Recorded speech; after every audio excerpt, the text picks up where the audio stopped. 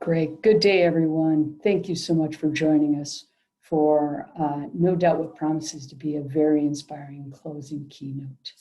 I'm Chris Hermans. I'm the Chief Impact Officer at Seattle Foundation. First, I just want to start by giving some gratitude to Housing Washington for inviting me to be part of this conversation, as well as for curating these critical set of conversations about affordable housing, racial equity, and social justice.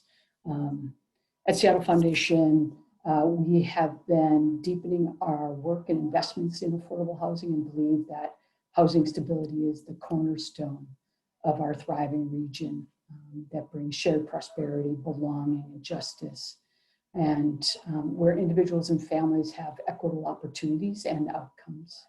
And in contrast, as we're seeing much right now in our lives, we're well aware that housing instability has and continues to deepen the racialized and economic inequities, erodes our social cohesion, and disproportionately impacts Black, Indigenous, and people of color and their families in this community and this country.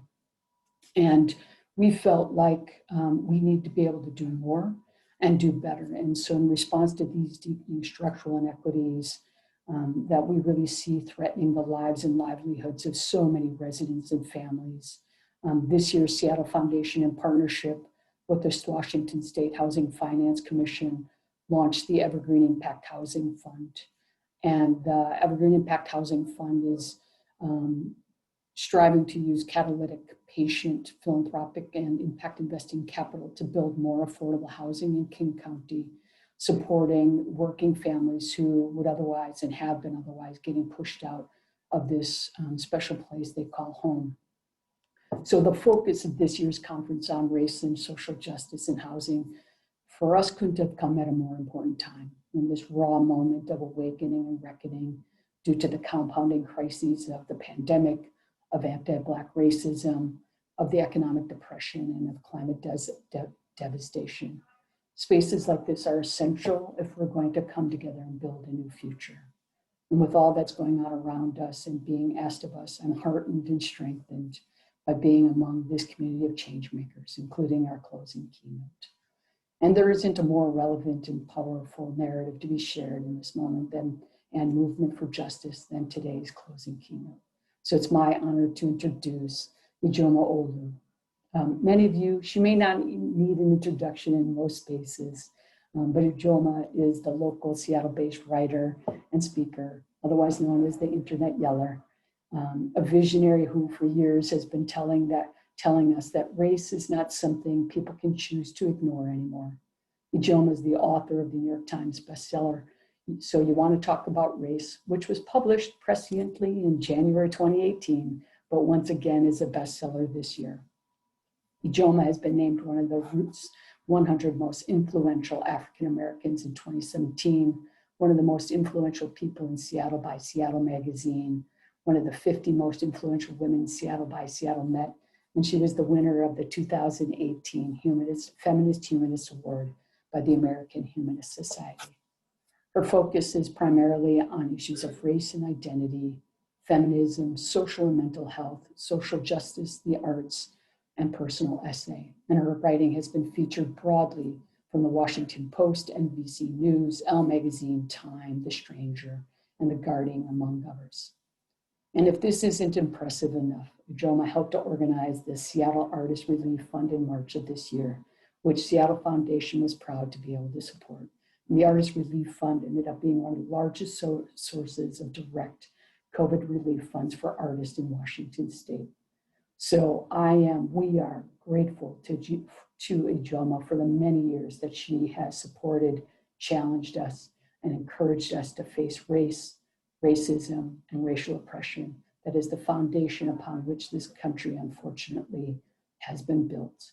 And her reminder that we all must do better and do more if the promise of our democracy is ever to be reached is the clarion call of our time.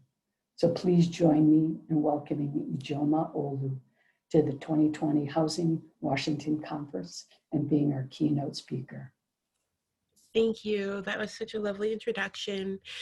And it is a real pleasure to be talking with everyone today, albeit remotely. I'm just going to dive in because the truth is that I've always had a lot of feelings about housing and housing equity my entire life because so much of it shaped my life. But this year especially, it's just absolutely in my heart and in my mind. I grew up in the Seattle area. We moved here when I was 2, and both of my children were born here. My brother and sister and I spent our entire lives here. I have never lived, the farthest I've ever lived from Seattle is Bellingham. So I have lived in this area my entire life. And we were absolutely systemically a lost, invisible family.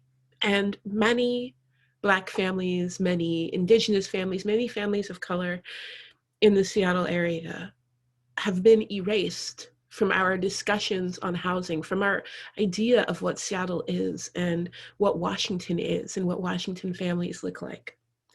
And that invisibility meant that not that people didn't see me day to day. I think we were hyper visible as the only Black family in our neighborhood. I was always the only Black kid in my classrooms. But the situation in which we lived and the ways in which our family had not necessarily fallen through the cracks, but really had been pushed down between them, was something that people didn't want to acknowledge. We were incredibly poor growing up. And I say that with finality. I don't mean poor as in sometimes we couldn't afford to go out to dinner. I mean poor as in we at times had no home and slept in cars. You know, we didn't have electricity for months at a time. We ate free dinners at churches. We were a desperate family. And part of what that meant was that our housing was pretty much always insecure. I rarely attended the same school for more than a year if I could finish a whole year at a school.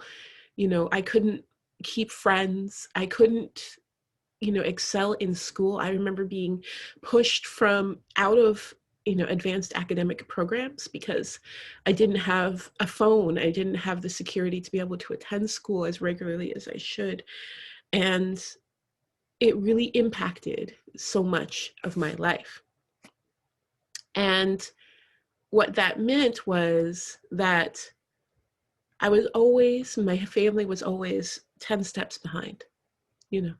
Every time we would have to move because our rent would be raised, we would have to come up with a deposit. We would suddenly be even more in debt because we couldn't afford where we were than we had been before. And sometimes we couldn't come up with that. And those were often times when we ended up sleeping in cars. It was scary and it was difficult. And we were bright students and we were Black and we were seen as kids who were not motivated, as kids who would never make it simply because of the situation that we lived in. And I want people to understand that in this story of how prosperous the Pacific Northwest is, there are countless families like ours. And the stories don't often end the way that ours has. I am very fortunate to have the career that I have. And it is a combination of a lot of work, a lot of talent, but such luck that so many of my peers who wanted to be writers just like me did not have. And I want people to understand this, that as a Black writer, as a Black mother, I regularly find myself alone in the Pacific Northwest. I regularly see my community disappear because we can't afford to stay. And it is scary and it is destabilizing and it impacts our lives in so many ways. I do not need to tell you what it means to the success and well-being of children to be able to stay in the same neighborhood, to build friends, to build relationships with teachers. I do not need to tell you what it means to be able to go to the same doctor if you have chronic conditions, or to even identify conditions you may have year in and year out. I do not need to tell you what it means to not have to pack up and move and find a whole new support system every time that your rent is raised. I do not have to tell you what it means to be able to have equity that can help you sustain crisis. But just because I don't have to tell you doesn't mean I won't tell you, because I think that if you have not lived that reality time and time again, if you do not live with the anxiety going to bed every night knowing that you aren't even one disaster, you are just one mild inconvenience away from not being able to pay your rent, from not being able to have electricity or stable housing, then you don't understand what it means. People say that money doesn't buy happiness, but there is a level of dehumanization for people who are housing insecure that can prevent anything near health or happiness. And that is what I grew up in. I remember hearing my mom cry herself to sleep almost every night as she was trying to figure out what bills could be paid and what bills couldn't, as she was trying to figure out how she was going to find the money to get gas or to make us lunch for school. I remember the frantic searches for any change in couches. I remember all the odd jobs that my brother and I took at as young as, 9 years old in order to bring money into our household just for basics. I remember moving schools and finding myself in completely new programs where I wasn't familiar with anything that had been taught, and being treated as if this was a personal failing on my part. This was my life. And even as an adult, as someone who is financially comfortable now, my body, my brain bears the scars of that upbringing. Whether it's my dental history, which I don't talk about a lot, but I don't smile big because I am missing huge sections of teeth. Because when you cannot afford a house, you cannot afford a dentist. When you're not staying in the same place, you don't get regular checkups or cleanings. And so I've had teeth pulled over the years. I have anxiety when people knock on my door because there were so many systems involved in our housing that made us feel unsafe, that made us feel dehumanized, that to this day, I get nervous when there's a knock on the door. To this day, my mom will not answer the door. She is so used to it being a landlord or a social worker or some other official who could decide our fate, who she would have to jump through hoops, who she would have to pass inspection through, that even though she lives, I provide her home, even though I own the home she lives in, she still doesn't want to answer the door for anyone. It's still traumatizing to her to this day. It is important that we understand that housing is a human right, that stable housing is a human right. The ability to have a community, and to have a community that looks like you, to have a community, especially as a BIPOC person, as a Black woman, to have a community that can share resources, that can understand my lived experience, a community where we decide how we live, is vital. And the trending in Washington State, and especially in the Seattle area, is going in the exact opposite direction. We have talked about gentrification for a very long time. For me, I started feeling the personal impact of this as an adult probably about 8 years ago, when almost all of my creative friends, all of my fellow Black writers, Black artists, who I depended on not only for support and for friendship, but also, to really help me build my career in a white space, left. They could not afford, and there was a mass exodus of people out to places like Oakland, which at the time was more affordable and welcoming than the Pacific Northwest. Now, not so much, but gentrification seems to follow us wherever we go. The lack of community also prevents us from building any intergenerational housing. And over the years, because of the success of my career, I have been able to build housing security for the first time in my life. I am still the only person in my family who owns a home. And what that security has meant over the years, there were times where that was literally the only thing I knew I could leave my children if I were to die. What that has meant in a pandemic is immeasurable. And in this year, in this pandemic, I have seen what could be a horrible and yet very important opportunity to advance discussions on housing access, and housing equity. And it's something that I feel like people are not eagerly taking up. I have worked to try to support Seattle artists who often are living very financially insecure, especially in a city and a region that doesn't like to actually pay artists for their work, especially artists of color, especially queer, trans, and disabled artists. And watching the lack of enthusiasm for discussions around rents, around stable housing, has been appalling. We are on the precipice of massive evictions. We are looking at what will be, if something isn't done, the absolute destruction of what is left of our Black and Brown communities in the Pacific Northwest. We are losing so many people.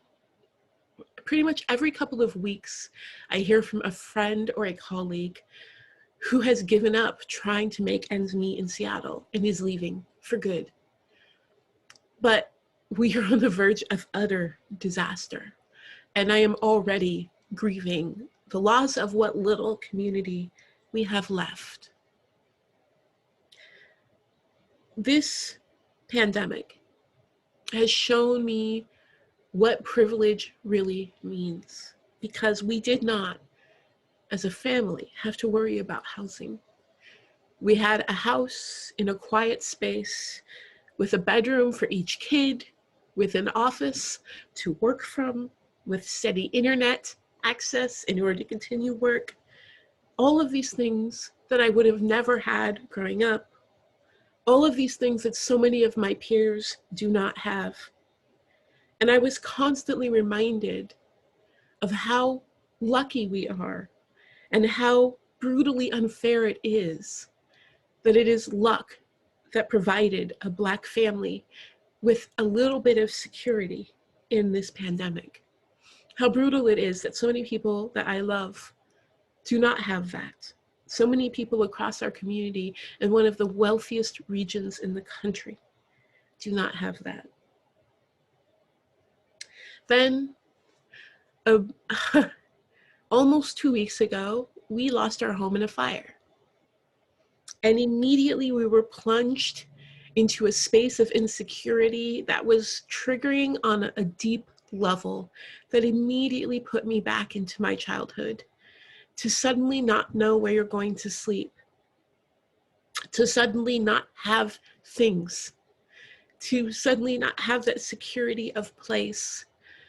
It reminded me of all of my years growing up and seeing that fear in my son's face and that insecurity in his face, and explaining that his neighbors aren't his neighbors anymore, that his things aren't his things anymore, and that yes, everything you have could just disappear, was deeply traumatizing and still is.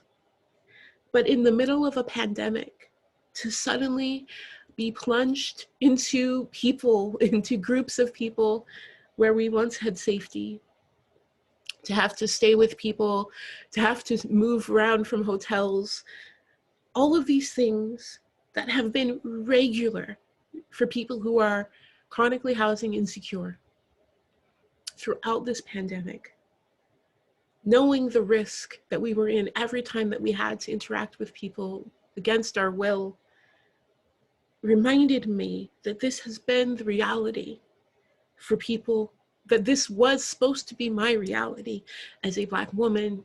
This was supposed to be my family's reality as a Black family. throughout this pandemic, that it is the reality for far too many of us. We have lost personal friends in this pandemic who were placed in unsafe situations because of housing insecurity, who had no say as to whether or not they were going to be social distancing. We have friends who are trying to educate their children without steady internet, without a healthy and safe space to live. We have friends in abusive households who cannot escape and cannot leave because they cannot afford to, especially in this pandemic. And I am still lucky because I know that financially we can weather this storm. If we can get through these next few weeks and don't get sick, we will be okay. Whereas this pandemic is not over and this crisis is not over. And even when this pandemic is over, the issue of housing insecurity will be impacting my community, people I love, for years to come if we don't do something. It is important to recognize that if you do not feel like I am your neighbor, if you do not feel like Black people, Native people are your neighbors, it is because your neighborhood was designed to make us invisible, to remove us from care and concern. And whatever comfort you have in that space, you are responsible for. It is your participation in a brutal system that right now is jeopardizing entire neighborhoods, entire families. It is removing us from the Pacific Northwest. It is important that we recognize that every issue that's being brought to light right now is only being brought to light because it is now impacting people who aren't just us. And that the issue that the pandemic is bringing of insecurity, of people wondering how they're going to pay their rent, of people realizing that maybe they were one disaster away from utter ruin, is the reality that Black and Brown people have lived in this region for multiple generations. And so we need to be looking as a community of how we define our communities, our neighbors. We need to be looking at how we can build strong, stable communities with dignity. Instead of looking at Black and Brown families as charity cases, as people to manage, allowing us to build our communities, to enrich our communities, and to provide for ourselves in the way that we know best. It is important to recognize that this crisis will not go away with any vaccine. This crisis will not go away when this pandemic is over.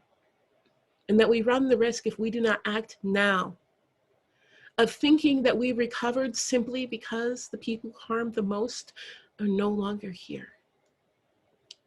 I want us to get through this crisis, and I want to see my people on the other side. I want to have community when this is over. But I will only have community if we see each other as neighbors and community worth investing in and protecting right now. And so it is important that we stop making people invisible, that we stop treating people as if they do not exist. It is important that we recognize not only what is happening right now, but the ways in which the cumulative impacts of systemic racism have led to the picture that we see today. It is important that we not only get people through this crisis, but allow people to build intergenerational security and wealth to make sure that we can weather all crises. Because right now we can't. And it's not because we are not talented enough. It's not because we lack drive. It is because we have been kept at every point in this country's history from being able to build wealth and security. And because even efforts designed to help us have been insulting, dehumanizing, have robbed us of agency, and have divorced us from our communal natures and our ability to help each other. We need to look at density. We need to look at reimagining housing programs. We need to make sure that the people deciding which homes and who gets homes are people who actually look like us and came from our communities. The truth is that the majority of housing programs in this state are run by white people, even those that serve majority Black and brown populations, and that needs to change. The truth is that we still think there is criteria that enables people to be housed, that calls people worthy of being housed, when we all deserve security. Regardless of our criminal history, regardless of our job history, regardless of any struggles with mental health or addiction, we are all human beings who deserve care, who deserve safety, and who deserve housing. I do not want to be exceptional. I do not want my success as a Black woman, my family's security as a Black family, to be the exception to the rule. I want community. I want community that my children can grow up with. And we have to invest in that. And so I hope that when you're looking at this, you will start first by asking the people who have been unheard, asking what their idea of community and security looks like, and letting BIPOC communities define for themselves what they need and how they see their future. And do what you can to break down barriers and increase access and provide resources to ensure that happens for the health of our communities and for this entire region. I don't want to go through this again. I don't want to lose my community again and have to start over again. And I don't think that this is the legacy that any of us want to be a part of. We are an innovative region. We are regularly doing what others say can't be done. Let us be innovative when it comes to housing, when it comes to communities, when it comes to equity. Let us show everyone else that we can see people who people say we shouldn't see, that we can prioritize the most disenfranchised and still prosper, that we can build community where everyone is seen and heard and cared for, and that it will lead to benefits for us all. We need to show that growth does not come at the expense of populations of color, that security does not come with the removal of populations of color. Let this be another innovation that comes from the Pacific Northwest. We have a lot of dark history to make up for, and I believe that we have the creativity, the drive, and the resources to make that happen. And I hope that you will join me in envisioning a better future, in envisioning a more secure future where we all belong and all have space. Thank you.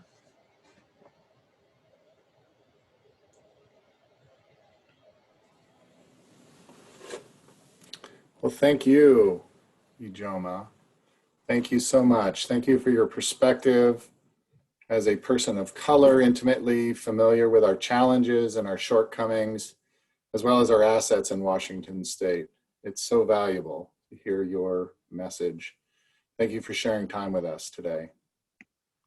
This has been an inspiring day, a rich day, rich conversations to see you all coming together to tackle with courage and commitment the myriad of challenges we face in affordable housing through a sharp lens of justice and inclusion. We do have a long way to go, but I believe today has helped to reaffirm our collective roadmap. These tough conversations, which we're having remotely right now with some technical challenges, are critical to defining the actions we take when we leave this space and go back to our work today, and when we eventually are able to interact with each other in person once again. So on behalf of the Housing Finance Commission, our co-presenters, Washington State Department of Commerce, and our advocacy partner, the Washington Low Income Housing Alliance, please accept our sincere thanks. Please continue to engage with each other and across sectors. We need everyone in order to get there. If you know someone who wasn't here today, but who may be interested in the sessions or speakers, please encourage them to go ahead and register for free. Registration will remain open for the next few weeks. Then they will have access to all the recorded sessions on demand. And of course, all of you are welcome to watch or rewatch any session yourself. Please be sure also, we want to hear your voice, so please be sure to share feedback on our online evaluations. We also want to hear your ideas for next year's event. You can access the feedback forms on our website at housingwa.org. Every comment and suggestion is read and discussed. In closing, a final note of gratitude to our generous sponsors whose support was instrumental in helping us deliver this year's virtual event. And to all of you, thanks again for the gift of your participation. A reminder that another great opportunity to engage starts tomorrow, the also virtual Conference on Ending Homelessness, hosted by our partners, the Washington Low Income Housing Alliance. If you're like me, you're going to get some rest, get on top of some email, and get ready to crank it up again tomorrow morning for another important set of conversations at this two-day conference. Look for links to the Conference on Ending Homelessness on our website at housingwa.org. Lastly, watch your email for details and dates to come for Housing Washington 2021. Have a great day, everyone. Be well, and go Seattle Storm.